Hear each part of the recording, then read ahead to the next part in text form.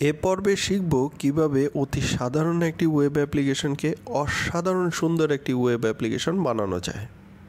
গত পর্বে আমরা শিখেছিলাম গুগল অ্যাপ স্ক্রিপ্টে HTML, CSS এবং জাভা স্ক্রিপ্টের সমন্বয়ে খুব সাধারণ একটি ওয়েব পেজ কীভাবে তৈরি করা যায়, যার ব্যাক এন্ডে ডাটাবেস হিসেবে স্প্রেডশিট ব্যবহার হয়েছিল। এ পর্যায়ে শিখব ম্যাটেরিয়াল CSS এর সহযোগিতায় HTML পেজটিকে আরও সুন্দর করে দৃষ্টিনন্দন একটি ওয়েবসাইট কিভাবে তৈরি করা যায়।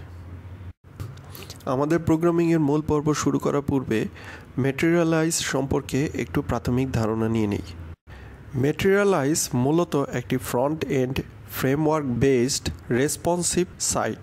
এর CDN ব্যবহারের মাধ্যমে যে কোনো HTML পেজকে আরও দৃষ্টিনন্দন করা যায়। গেট স্টার্টেড এই পেজে এই সাইটটি ব্যবহারের CDN লিঙ্ক দেওয়া আছে এবং এই লিঙ্কটি কার্যকর করার জন্য স্ক্রিপ্ট ল্যাঙ্গুয়েজ দেওয়া আছে। এছাড়া এখানে গুগলের আইকন ফন্ট ইউজের জন্য একটি লিঙ্ক দেওয়া আছে। পাশাপাশি মোবাইল ব্রাউজার ভিউ অপটিমাইজড করার জন্য একটি ফর্মুলা দেওয়া আছে। পেজটির বাম পাশের এই মেনু সেকশন থেকে এর সার্ভিসগুলো দেখতে পাবেন, যেমন এই CSS এর আওতায় বিভিন্ন রকমের কালার, কম্পোনেন্টের ভেতরে বিভিন্ন রকমের বাটন, অনেক রকমের আইকন, ফর্মের ভিতরে টেক্সট ইনপুটস, সিলেক্ট ইত্যাদি পাওয়া যাবে। ভিডিও ডিসক্রিপশন বক্সে এই ওয়েবসাইটের লিঙ্কটি দেওয়া আছে। আপনারা প্রোগ্রামিং শুরু করার পূর্বে এই ওয়েবসাইটটি ভালোভাবে দেখে নেবেন। চলুন এখন আমরা প্রোগ্রামিং শুরু করি। আমাদের পেজটিতে দুইটি ইনপুট বক্স, একটি সিলেক্ট এবং একটি বাটন ছিল। আমাদের সাইটটির HTML পেজের সাথে ম্যাটেরিয়ালাইজ CSS রেসপন্সিভ সাইটের কানেকশন করার জন্য এর CDN কপি করে আমাদের css.html পেজে পেস্ট করব। এখন এই CDN লিঙ্কটিকে কার্যকর করার জন্য জাভাস্ক্রিপ্ট ফর্মুলাটি কপি করে আমাদের js.html পেজের টপ লাইনে পেস্ট করব।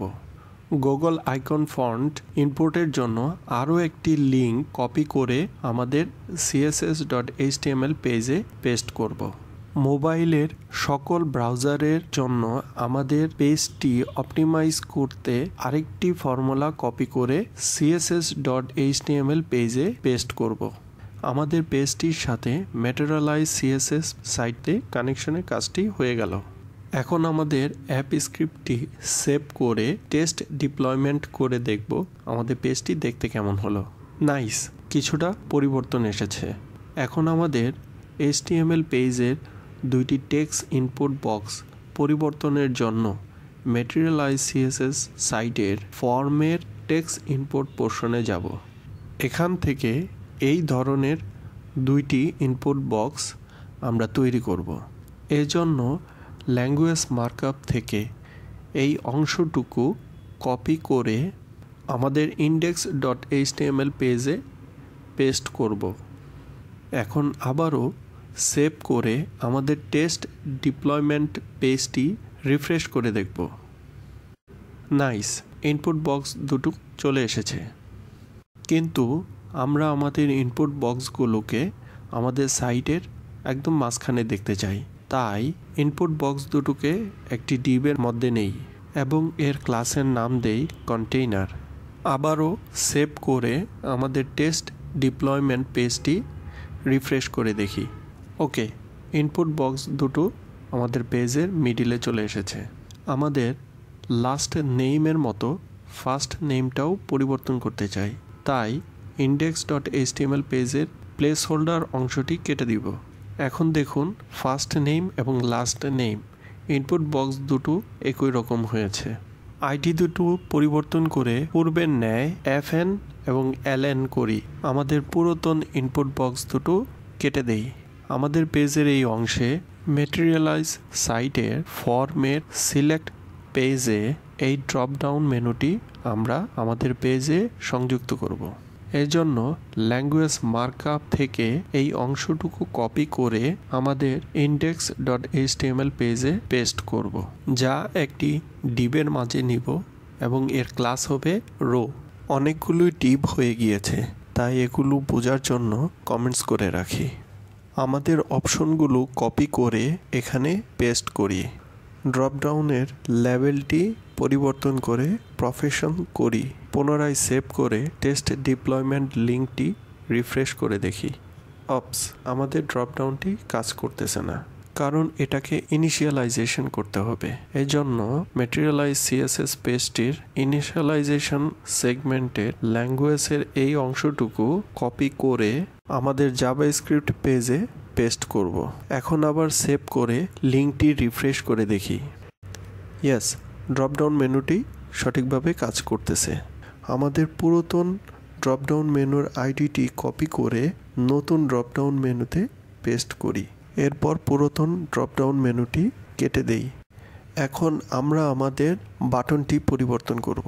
এই জন্য ম্যাটেরিয়ালাইজ সিএসএস পেজটির কম্পোনেন্টের বাটন অংশে যাব।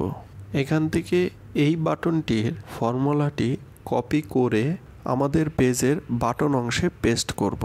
এরপর এর আইডি এবং নেম আমাদের পুরাতন বাটনের আইডি এবং নেম অনুযায়ী পরিবর্তন করব। আবার সেভ করে লিঙ্কটি রিফ্রেশ করে দেখি। নাইস, আমাদের পেজটি এখন অনেক সুন্দর দেখাচ্ছে। আমরা একটি ডাটা ইনপুট দিয়ে দেখি। ইয়েস, ডাটা গুগল স্প্রেডশিটের সঠিকভাবে ট্রান্সফার হচ্ছে, কিন্তু এখানে একটি সমস্যা হলো ড্রপডাউন মেনুটিতে পূর্বের ন্যায় চুজ ইউর অপশন এই কমেন্টসটা আসতেছে না। তার মানে জাভাস্ক্রিপ্টের এই ফর্মুলাটি সঠিকভাবে কাজ করতেছে না। যেহেতু চুজ ইউর অপশন এই ভ্যালুটি সর্বপ্রথম আছে, তাই এখানে 0 দিতে হবে। এই document dot get element by ID অংশটি একটি ভেরিয়েবলের মধ্যে নিব, যার নাম দিতে পারি মাই প্রো। এরপর my pro dot selected index equal to 0। এরপর এটাকে ইনিশিয়ালাইজ করব। আবার সেভ করে রিফ্রেশ করে দেখি। এখন আবার ডাটা ইনপুট দিয়ে দেখি। ইয়েস, আমাদের ড্রপডাউনটি পরিবর্তন হয়ে যাচ্ছে এবং ডাটা সঠিকভাবে গুগল স্প্রেডশিটে ট্রান্সফার হচ্ছে। এছাড়াও আমরা চাইলে আমাদের বাটনের কালারও পরিবর্তন করতে পারি। এক্ষেত্রে ম্যাটেরিয়ালাইজ সিএসএস সাইটটি থেকে একটি কালার কপি করে আমাদের বাটন অংশে পেস্ট করে দিব। এবার দেখুন আমাদের বাটনের কালারটি পরিবর্তন হয়ে গিয়েছে।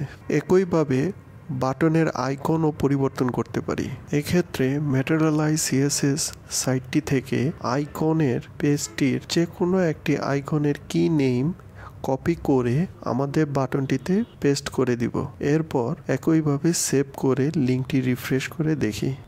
ইয়েস, তো বন্ধুরা, এইভাবে আমরা ম্যাটেরিয়ালাইজ সিএসএস একটি রেসপন্সিভ সাইটের সহযোগিতায় আমাদের ওয়েবসাইটটিকে দৃষ্টিনন্দন করতে পারি। আমার পেজটি ভালো লাগলে সাবস্ক্রাইব করে রাখুন। সামনে আরও অনেক টিউটোরিয়াল নিয়ে আপনাদের কাছে আসব। ধন্যবাদ।